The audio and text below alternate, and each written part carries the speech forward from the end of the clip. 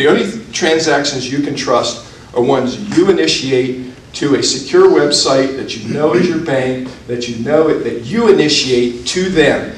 When in doubt, if someone calls you, call back to the site and say, did you just call me?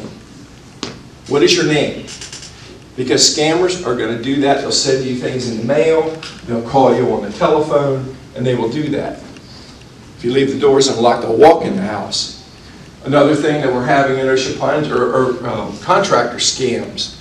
And that could be when you hire for renovations of your house, how reputable is that person? Well, I know Billy Bob, whose friend is Billy Joe, and whose friend is so-and-so. He can do it cheaper. Well, first of all, they come into your house, right? You've left all your jewelry on the table, your expensive rings, and everything, because these strange people are coming in your house, and you felt secure, so all your valuables are laying out there. Well, what do you think happens? They steal them. They're a heroin addict. They may be a heroin addict. They may be someone on drugs. So my advice to you when you get contractors, first of all, reputable.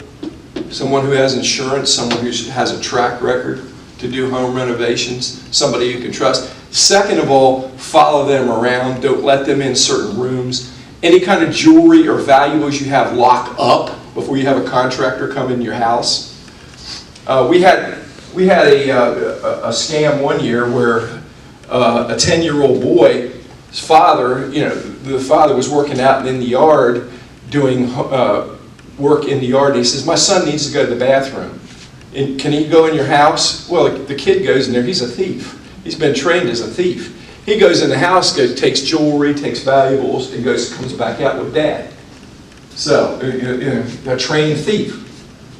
So you don't allow people to walk around your house. First thing they see this 20 or 36-inch flat screen TV. Yeah, hey, there's a good target. I can fence that for $50, even though it costs $900.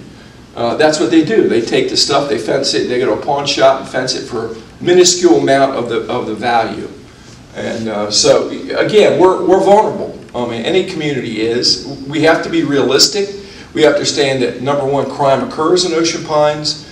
Two, and a lot of it is our reluctance to admit that things happen here. It's safe. It's totally safe. No community is totally safe. No community. And again, but we don't make ourselves more vulnerable to crimes by leaving our house unlocked, by we go on trips and don't tell our neighbors, or we let the newspapers pile up in the front driveway when you're gone, and it just shows there's nobody there because all these newspapers are laid in your front driveway, and that tells the burglar right there. Or, we don't see suspicious activity, we don't call the police. Now, what's an indicator of drug dealing? Cars coming and going for short periods of time. Bang, there's a car coming in the driveway, they're 10 minutes, they're gone. Multiple cars. Call in suspicious activity. We had a case where we had thefts from autos, a bunch of thefts from autos. We had a lady I saw this guy wearing this black hood going pulling door handles at 3 a.m. But I waited till 8 a.m. to call the police. Good luck with that. Good luck with that. Call in suspicious activity. Now, admittedly, sometimes it's just a legitimate person walking at 3 o'clock in the morning. And yes, you say, well, I don't want to bother the police. What? That's what we're here for. You call us when you see suspicious activity. I can't tell you the number of crimes we've solved by having people call in a suspicious activity.